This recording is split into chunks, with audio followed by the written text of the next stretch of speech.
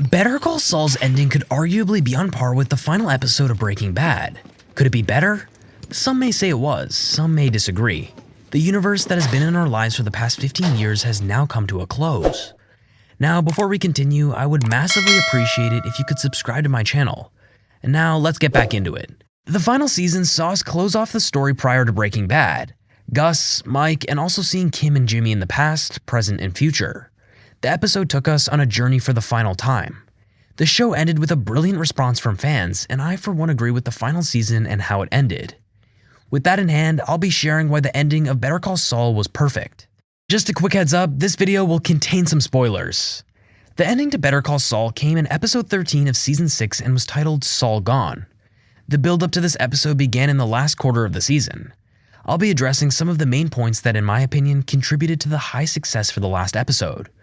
The closure for the characters other than Jeff was throughout the final quarter of season 6, onwards from episode 9. This was the last time that we saw the 4 main characters in the show. Within the same timeline, this was Gus, Mike, Kim, and Jimmy. This was 2 episodes after the mid-season finale. The episode where we saw Howard Hamlin being killed by Lalo. It's hard to argue that this wasn't an explosive one that took us all on a ride. The tempo hadn't changed up until the end of episode 9, and it had been on a constant ride. Episode 9 did have some sense of closure to it, even though this wasn't the last episode of the show. Gus was meeting with Don Eladio. Mike was meeting with Nacho's father, and Kim and Jimmy's relationship had broken to pieces. Gus and Mike got the appropriate closure that they needed prior to their entry points in Breaking Bad, especially with Gus, when he met with Don Eladio, the moments where he was being exposed by Hector for his participation in plotting against the cartel. Luckily for him, he got away with it. And it was another moment that was similar in tone, delivery, and mood. Like when we saw Hector kill Max in Breaking Bad, I felt like the tension was escalating and something could have definitely blown up. We even saw this referenced with Gus as he was looking over the pool. Shortly after this, we saw the radical change in emotion on Gus and the longing to be happy. His desire to let people be close to him. He knew that this was something that wouldn't be possible due to the harm that can be caused and the danger it could put upon them. This shows the audience the significant difference between him and Walter White. He knows the hurt that it can cause, whereas Walter probably wouldn't have cared. The final shot that we had of him, with him walking away from a minute of happiness, spoke 1,000 words. This was the perfect way for it to be his last appearance in Better Call Saul. The scene with the fire in his eyes and the payback that he would later get in Breaking Bad, in that exact spot when meeting Don Eladio, was undoubtedly the perfect place for Gus to have some of his concluding moments. Mike also received an appropriate send-off in this show. His meeting with Nacho's father and then informing him that his son would never return, whilst being informed that justice would be served, yet the father calling it revenge was something that I think fitted perfectly. Mike was questioning if he should even go and see him, but Mike's persona makes him one of the more human characters. A first glance of him has the audience think that he is quite the opposite. However, justice and revenge can serve the same purpose, but it all depends on your overall perspective. This was symbolized in one of the final shots that we had of Mike. The end 2 different pathways. No matter how badly Mike wanted to differentiate himself from the people that he was connected with, he mostly certainly was one of the gangsters and he definitely didn't fight for justice. He fought for a person. This was Gus, Jimmy, and Kim's closing moments. 6 years in the future, we saw Kim return to Albuquerque after seeing that she was living an awfully ordinary life following the death of Howard Hamlin. Her minor involvement in the sense that she had witnessed it, we saw that she was living a life that was radically different to how we'd seen her live throughout the whole of season 6. She lived in a suburban neighborhood in Florida, working a simple 9-to-5 job for a sprinkler company. We got the feeling that this woman no longer knew her true self, and she was putting up a facade of her new personality. The fact that she re-meets with Jimmy after going to Howard's wife showed that she did in fact have a conscience. She was finally prepared to face the consequences. If anything were to go her way, we saw that she finally found peace upon all of Jimmy's confessions, and once she met with Jimmy in the prison after using her old bar card, it showed that she was ready to break a rule in order to see him. Their relationship had passed, but there was still something there, and the flame between them certainly represented that. Kim walking off wasn't a walk-off into freedom, because I believe Kim's day could hypothetically come in the future. But for the time being, we saw her going off to be the person that she used to be, working in a voluntary law firm, reinforcing the Kim that the audience all knew. Jimmy had the best closure that we could have asked for. Looking like he was going to channel his Jimmy and Saulgoodman-esque persona to attempt to work his way down to a shorter sentence, which he ultimately did. Saul realized that he couldn't move forward and live a life that was built upon getting away with it.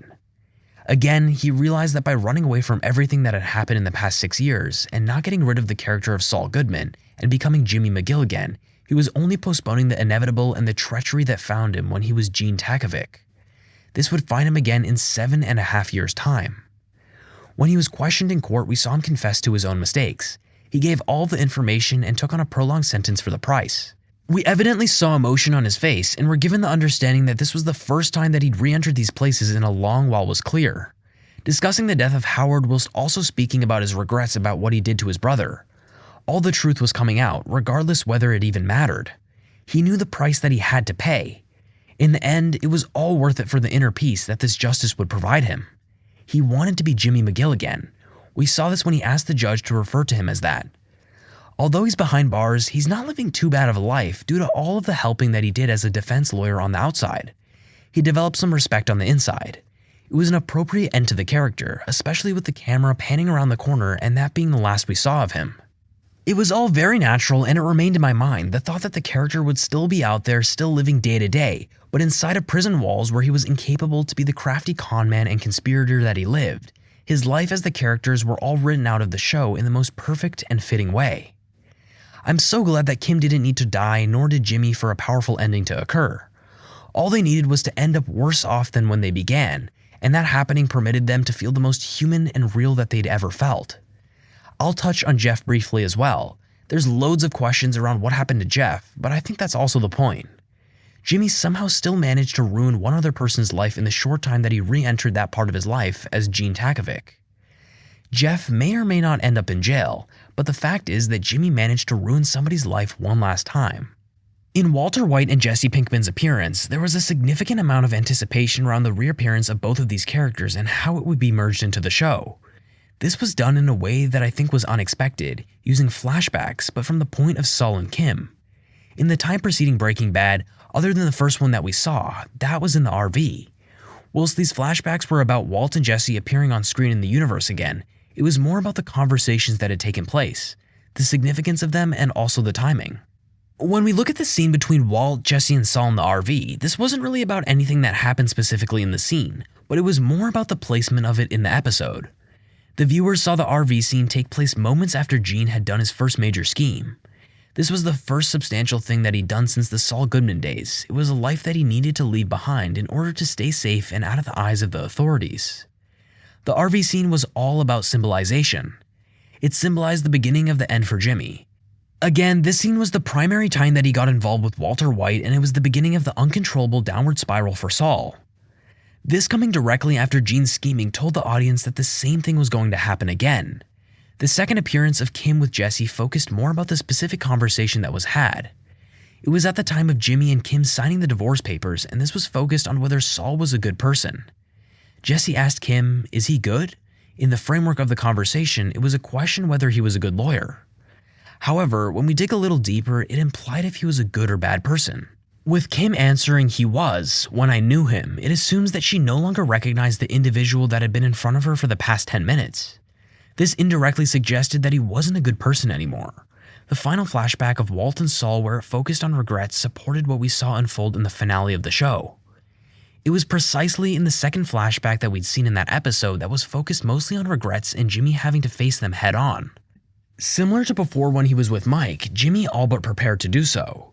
Even though all of this was weighing on his mind and him not being ready or prepared to share it, Jimmy ended up mentioning a slip and fall that went wrong when he was younger, which led him to damaging his knee. We then saw Walt stand up and say, "So you've always been like this," showing that he'd always been the person that was sat in front of him. We then saw Jimmy sitting there and thinking about the response that he had, and I think this could have been understood in two ways. At the time, it genuinely could have been interpreted as one of the only regrets that he had, but also it could have shown that he still wasn't prepared to face the regrets that he had in his mind that had been burning inside of him. This had been playing on his mind for some time. This shows that he hadn't always been like this. Like Walter had stated, there was something inside him, but he just wasn't equipped to share these appearances. Added weight to the final season allowed the connection to Breaking Bad to play into Better Call Saul. This further supported the story and conclusion of some of the characters.